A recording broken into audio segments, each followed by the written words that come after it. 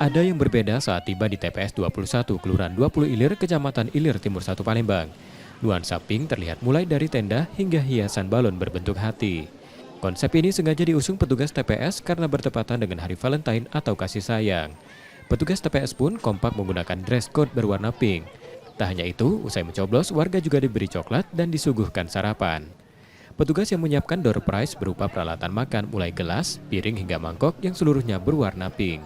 Ketua KPPS setempat mengatakan konsep ini sengaja diusung agar menambah semangat dan antusias warga datang ke TPS untuk mencoblos dengan biaya patungan dari tiap petugas.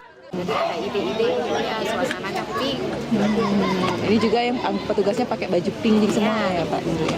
Langsung diadakan door prize, sarapan pagi, yang nyoblos, selesai nyoblos, sarapan pagi. Ya bermacam-macam, so ini yang door prize-nya ada yang gelas, ada piring, ada mangkok, ada toples, dan sabun cair. Warga yang mencoblos di TPS ini mengaku senang dan mengapresiasi petugas TPS. Warga juga berharap pemilu 2024 ini dapat berlangsung tenang dan damai sampai proses penghitungan suara. Ya senang, soalnya di tempat lain kan belum tentu ada kayak gini ya. Soalnya tetangga juga nggak ada yang kayak gini. Terus hadiahnya juga menarik. Oh, Hari dapat Valentine itu. pink.